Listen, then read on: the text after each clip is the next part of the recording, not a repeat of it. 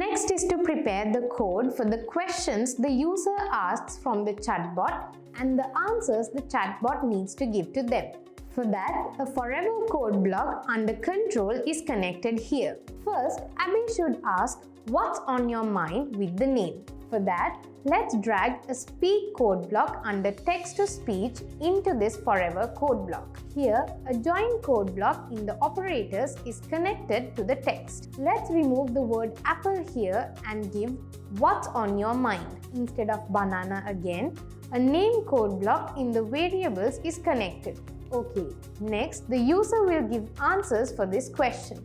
We need to recognize the answer. For that, let's connect the recognize speech for 2 seconds in English code block under recognition in the artificial intelligence category here. Since we need to recognize the speech for more than 2 seconds, let's click on the arrow and let's change the time as 10 seconds. Okay, now the user has finished declaring what he wants. Abby now needs to respond to that.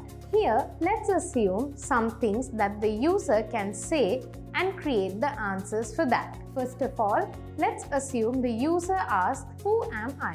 Okay, now I drag an if-else code block under the control below the recognize speech code block inside this forever code block. Let's connect a code block with the equal sign in the operators for the condition. A speech recognition result code block under text to speech is connected to the left side of the equal sign. Also to the right side of the equal sign, let's give the text as "Who am I?" Now look at the condition we have created here. Here, we have checked whether the part called speech to recognize when the user is speaking is included. If the condition is true, that means if the part "Who am I?" is included, the chatbot needs to announce the user's name.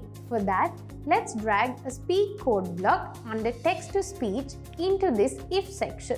Here, a join code block in the operators is connected to the text. Let's remove the word apple here and give "you are." Again, instead of banana, a name variable is connected. Okay, now we have finished creating the code for one question. Let's create the code for another question in the same way. Rather than creating a new code for that, you can easily duplicate the code created for the first question. I right-click on this if code block and duplicate this code.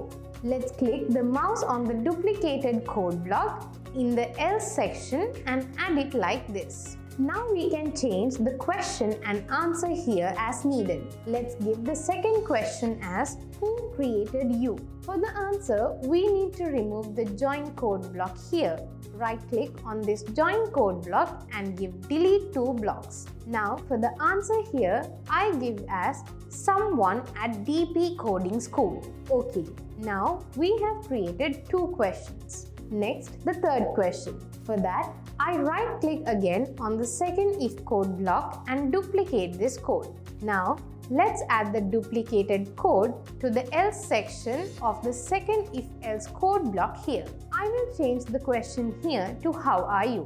And let's give the answer as same as I was yesterday. Next is the fourth question. I right-click again on this third if code block and duplicate the code. Let's add the duplicated code to the else part of the third if-else code block here. I will change the question here to "How old are you?" And let's give the answer as "I can bet you are older than me." Now, we have created 4 questions. Let's create one more question. As before, I right-click on the fourth if code block and duplicate this code. Now let's add the duplicated code to the else part of the fourth if-else code block here. I remove the question here and type as "It is my birthday" instead. Remove the answer here and connect a join code block in the operators. Let's remove the word apple here and give as "Happy birthday." Instead of banana again, a name code block in the variables is connected here. Okay, now when the user says "It is my birthday," Abby has wished him. Not only that, let's change the backdrop here and play "Happy birthday." I drag the switch backdrop to party code block under looks into this if section. To play the birthday music, you need to add this music. For that, click on the Sounds tab here.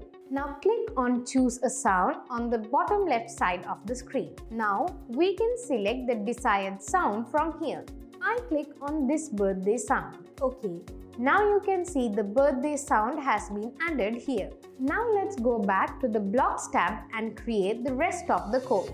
I will now drag the Play Sound Until Done code block in the sound category here. Let's click on this arrow and select the birthday sound. Okay, now we have created the code by specifying the answers needed to be given for the 5 questions that the user may ask. In addition to these 5 questions, what will be done if another question is asked? In such a case, it is okay if the chat box says, "Sorry, I don't understand yet." For that, I drag the Speak code block under Text to Speech into this remaining else section. Let's give the text here as "Sorry, I don't understand yet." Okay, now we have completely created the chatbot app. Now click on this Go button and run this app.